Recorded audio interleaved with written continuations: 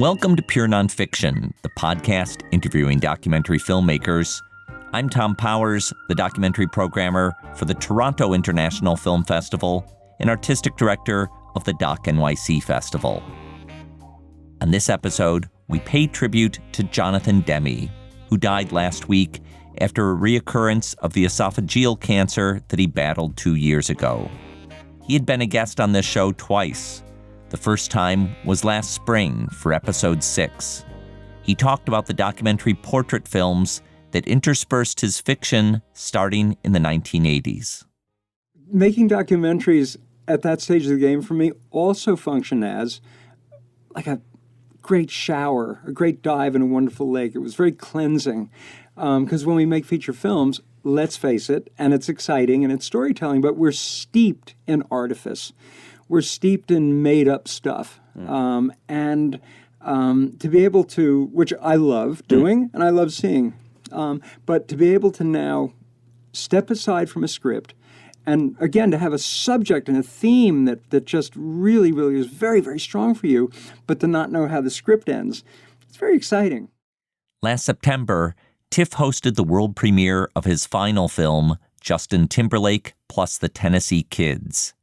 At the festival, in front of a live audience, we taped a conversation about his music documentaries for episode 23. Jonathan talked about the inspiration to make his first music documentary, Stop Making Sense, after he saw the Talking Heads in concert. And as I watched that particular show, I was like, wow, this is really like a movie, just waiting to be filmed. Look at this lighting. Look at these characters David does. Look at this great band.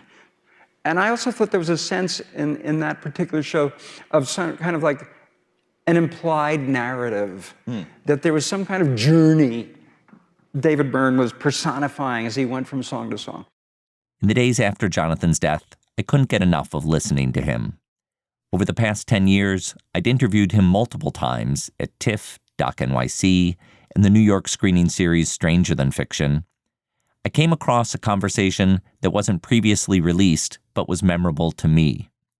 Last fall, I hosted him at New York's IFC Center for a mini retrospective of his documentaries. For the second night, we showed Swimming to Cambodia, his 1987 collaboration with the monologuist Spalding Gray. The film is deceptively simple.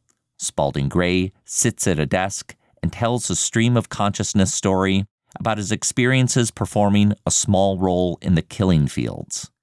He weaves together personal details about his own neuroses and his relationship with his girlfriend Renée, but also discusses bigger political topics, such as America's illegal bombing of Cambodia, that is the historical backdrop for the killing fields. The narrative thread holding it all together is his search for the perfect moment. I hadn't had a perfect moment yet.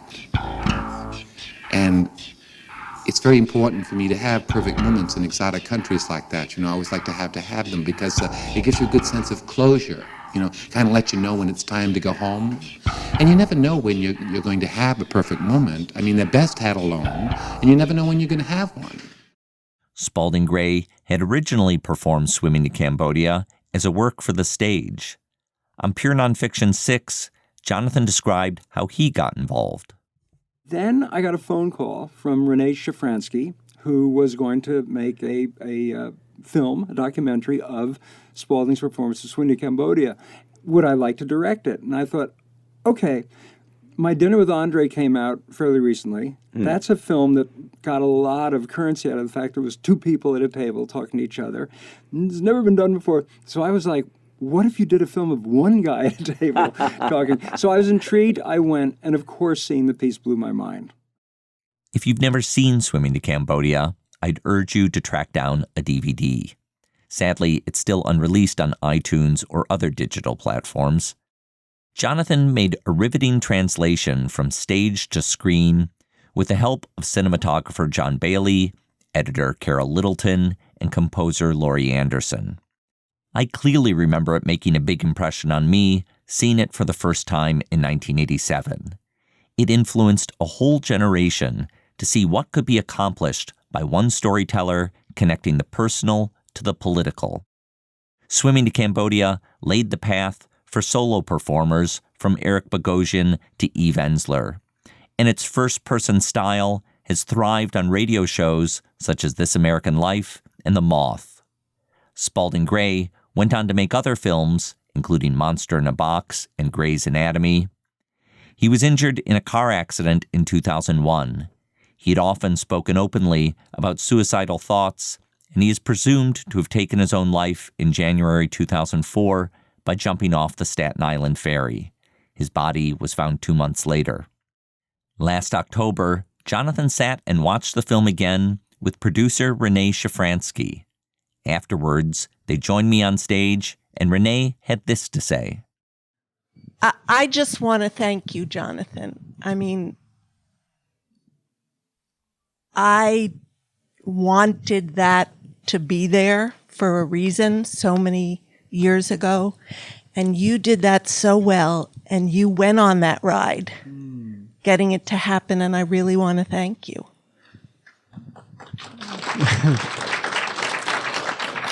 Well, thank you, Renée. I remember the phone call because we were friends, and I remember this idea and thinking like, gosh, she'll never get this off the ground. It's a guy at a table talking. Yeah. But in case she can, because I've seen Renée do things, then wow, what an opportunity. So I thank you. I sit here tonight and I watch this and I feel like, in a way, I've never really seen it before. It's been such a long time. I was sometimes like, wow, nice, or how did they do that? You know, and more than anything, just marveling at Spalding. Yeah. You have to finally wind up, I think, with the word genius with this guy. Good Lord Almighty. Does anyone do this today? What you can imagine what I was thinking about, but but the thing that struck me most is what a life force. What a life force at that point in time channeled. And how sad. How sad. But it's another reason I'm really glad that this exists. The reason that you got that phone call was that Spalding had been performing it for years, and it was a 2-part theatrical piece, performed part 1 on one night, part 2 on another. Each were 2 hours long. And he was tired and he wanted to move on. And I was sad then about the idea that, wow, this will go away. And I thought it was such a fascinating melding of the personal and political. And I didn't want it to be gone. And reading it on pages on paper was not the same.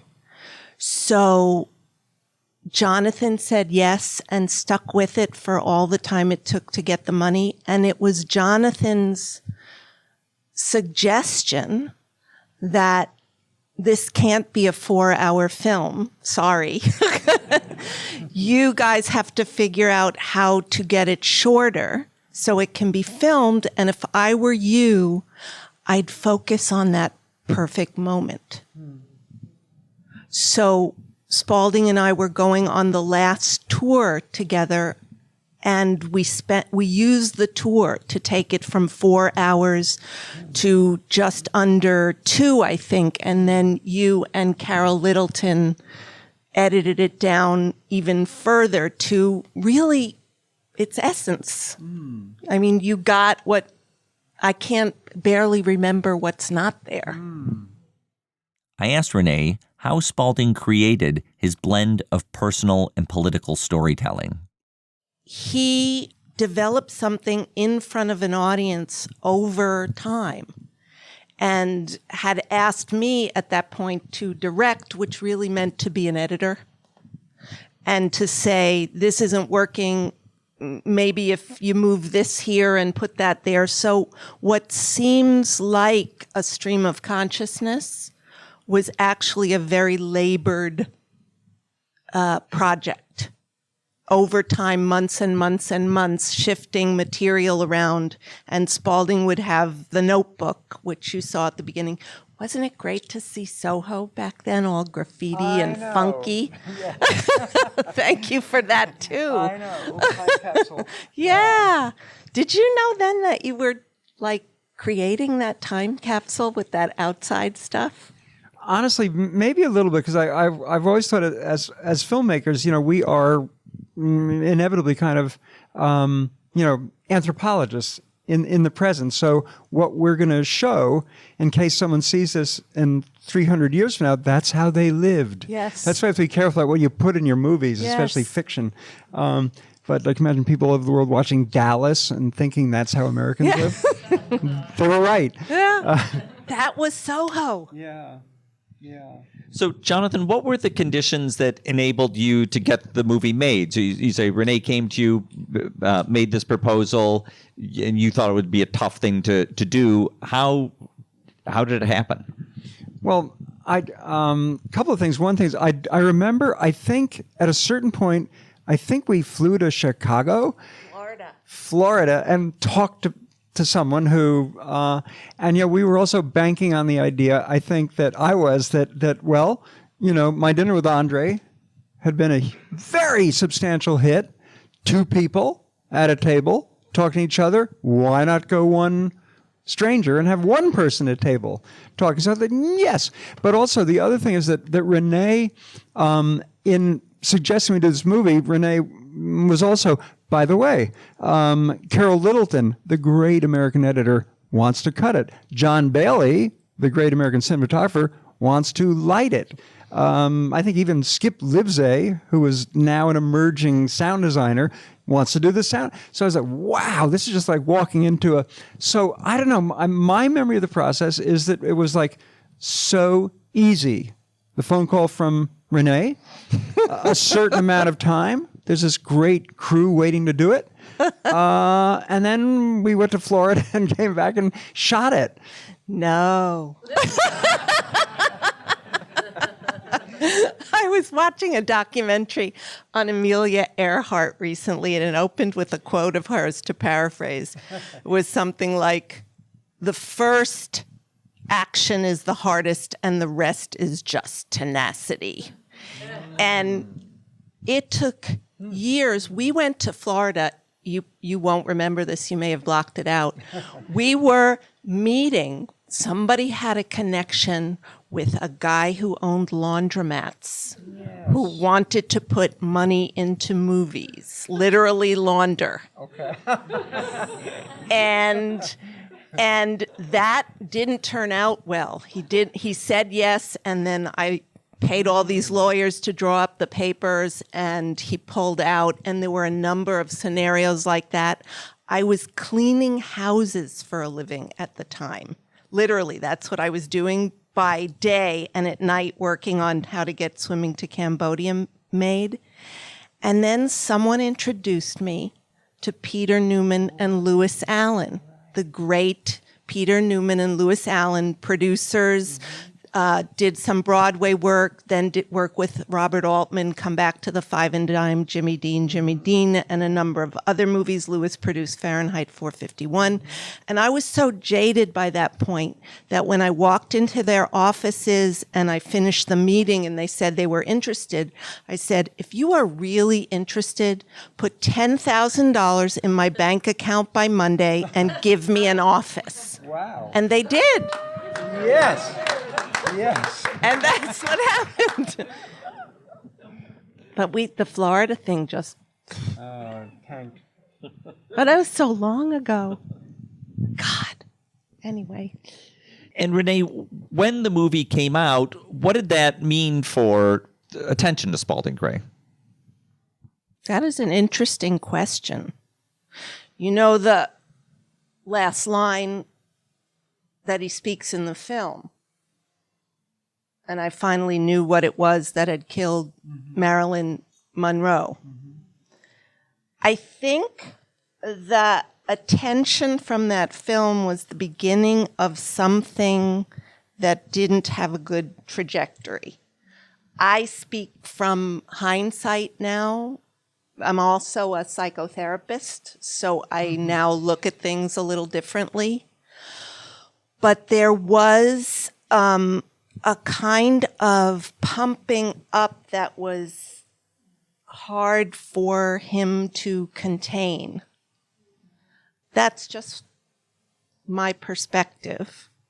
But And can you elaborate? Do you mean like in a creative way or in a kind of underground celebrity way? What was the it was rub the there? kind of thing where there was this, how can I say this correctly? There was this rupture between the artist and then Spalding getting invited on late night television shows to David Letterman and all the other people who were around then. And, you know, it was like this thing started, the publicity machine that starts. And in a way, it was so antithetical to the very porous human being who was, you saw walking through the helicopters in the footage from the killing fields, but inside all of that experience was being processed with a sense of irony and just much more complexity, which isn't allowed for in the regular media machine of that time anyway. And so I think this schism developed, you know, Spalding doing The Nanny in Hollywood, but Spalding the artist, and he couldn't quite put the two together. Humpty Dumpty style. So, Again, this is just my perspective. I mean, I should put in perspective for the audience who doesn't know this career as well. After Swimming to Cambodia, there were two other monologue films, one called Monster in the Box that's directed by Nick Broomfield, one called Grey's Anatomy that was directed by Steven Soderbergh, and then after Spalding Gray's death in 2004, Steven Soderbergh made another film called And Everything Is Going Fine, drawn from archival material of Spalding Gray. Jonathan, did you ever have discussions with him afterwards about doing one of those other movies, or did that not happen? We didn't have discussions about doing any other spoken word stuff, but I definitely wanted to work with Spalding as an actor. And for a while, we when the picture came out, it was well received, and we got invited to film festivals. And that was really fun. It was fun hanging out and kind of basking in this the fact that we had made this kind of challenging film and it had worked for people. So that was a lot of fun. And I never, had a chance to have a script that had a good part for Spalding. Spalding is in David Byrne's directorial debut, True Stories, which I was a friend of, and that was exciting to see Spalding on screen again. And it's so interesting because, Renee, your perspective on all that stuff, no one has that acute vision. So I wasn't thinking in those terms. I was just enjoying Spalding. And then years later, he had his catastrophic car accident in Ireland and came back, in pain, physically and emotionally and psychologically. And, so I it's like I always loved Spalding, and, our paths stopped crossing so much after that. Renee was not only a producer of Swimming to Cambodia, she's also a character in the story. My girlfriend, Renee, her upstairs neighbor is a member of the art mafia. She first got involved with it when she was working for the man that defaced the Guernica and became famous for it, and now has galleries all over Soho. Now she has her own gallery. She plays her quadraphonic torture box full blast above us every night. It's Bob Dylan's Sarah. Something must have happened to her way back then, and I know it could be worse. But every night, it's unbelievable. It's like you're in the room with it. I mean, if it was just 1:30 in the morning, fine, it'd be like feeding time. You could get through it. But it's diabolical. It's 1:36 in the morning, it's 2:10 in the morning, it's 3:15 in the morning, it's 4:11 in the morning. What do? You call the police, they come, she turns it down, they leave, she turns it up. They come, she turns it down, they leave, she turns it up. Spalding stays on the topic of the neighbor's loud music for another minute or so. Listen, when I was back in Boston in 1964 with my people, right? White bread, homogeneous, brick wall, Boston, back in 1964 when they had the, what would you call it then? It was a hi-fi. Not to call, if a hi-fi was on too loud above me, I would simply make a phone call. I would just call upstairs, I would pick up the phone and go, hi, Puffy, hi. Hi, Spuddy Gray down here. Hi, guys. Yeah, just a few notches. I wouldn't ask you to do it, but I got an early dance class in the morning. Right. Yep, thanks a lot, Puff. Merry Christmas to you too, guys. Bye. Right down. We had the common language. You know, Renee's father was in the Jewish mafia. She knows the language. She grew up in the streets of New York. She calls up and goes, bet you wanna die, right, bitch, cunt? I'll beat your fucking face in with a baseball bat. Bitch, cunt, die, die, die. Goes louder. Renee's convinced the woman's a masochist and is getting off on the language. Renee, I wonder what it was like for you to be a character in those stories at the time, and also what it's like now, nearly 30 years later, to be a character in those stories. That's an easy one. I think when I was much younger then, I was flattered. But also, please understand, not everything is true.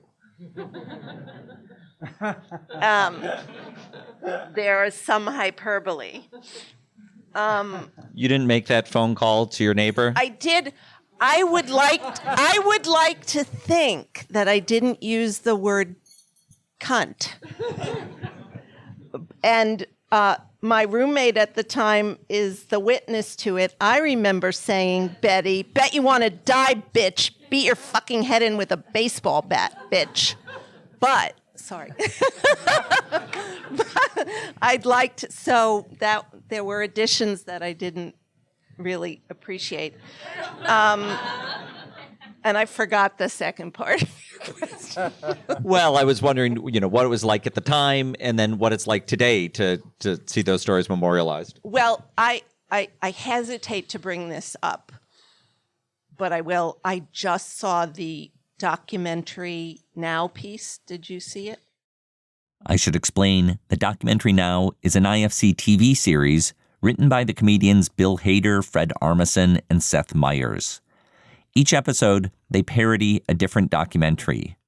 On season 2, they have an episode called Parker Gale, Location is Everything, in which Bill Hader mimics Spalding Gray. The piece also has a girlfriend character named Ramona. And I should tell you, it would have been my loft at first, okay? And when I met Ramona, she sort of colonized the place, like a feminine Neil Armstrong. She came in and said, I think a flower pot would look nice by the window. Thunk. Then suddenly her blouses and cold cream and sucrit tins and mohair throws were all over the apartment until one day she said, Parker, if you insist I sleep here every night, and if I have to keep all my stuff here, then I should stop paying rent on my apartment and just move in, right? And that is how I asked Ramona to live with me. No. That is not what happened. Okay, hi, I'm Ramona, and that is not what happened. He begged me to move in with him. He begged me. For starters, I never liked sleeping there. It's a 7-story walk-up. It smelled like yogurt. He would eat plain yogurt in the bed and then chuck the containers over the dresser and yell, bye-bye, yogurt. Having looked at that 20-minute piece, there's a character called Ramona. There's a character which is interesting, but happens to be the name of Jonathan's daughter. Right. There's a character who also sits at a desk with a microphone, Ramona, commenting on Bill Hader's Spalding's monologue about what is true and what isn't. But what I gleaned from watching that, because there's always a little bit of truth in that kind of parody, was how neurotic I was. I used to be really much more neurotic than I am now. And they picked up on that through years probably of watching his monologues and hearing my character's voice come through, even though distorted, I will still admit I was pretty neurotic. I want to defend you, but how can I against you? It's okay. Yeah, we all were. Exactly. In a question from the audience, Renée was asked about Spalding Gray's rapid-fire talking style. He wasn't doing that all day long. It was like Spalding was quite, for the most part, quiet on daylight hours until he started to have a little alcohol, and then the channel opened. But he would test these stories in pieces in social situations all the time. And Betty Gordon, filmmaker extraordinaire, and my roommate in the loft that Spalding refers to at that point in time, over our kitchen table, he would be telling her stories, testing little pieces, not saying I'm testing them, but you would see he was reading a reaction, and then he'd take out the notebook and he'd put it there, and then he'd put another piece next to it. And in the notebook are only little one-liners about what story piece is next. But he wasn't working that way in his head all the time. And that said, 8 shows a week, doing that can get the chemicals going in a very imbalanced way. And he had some of that. He definitely he was diagnosed with some bipolar. And I spent 6 months with him when he was on lithium. And that's as long as he would take it for. And it was like being with a completely different person. And so I could understand why he did not want to continue with that.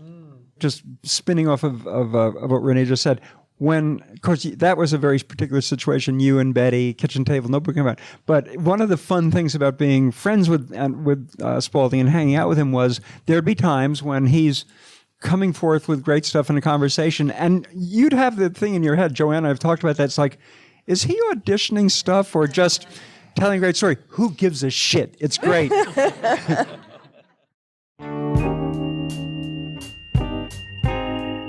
That was Jonathan Demme and Renée Shafransky, recorded in October 2016 at the Stranger Than Fiction screening series. For more on Jonathan, listen to Pure Nonfiction episodes 6 and 23. Last week, I wrote an article for TIFF's web magazine, The Review. It's titled, Documentary Filmmaking Became Jonathan Demme's Oxygen. You can find it at tiff.net.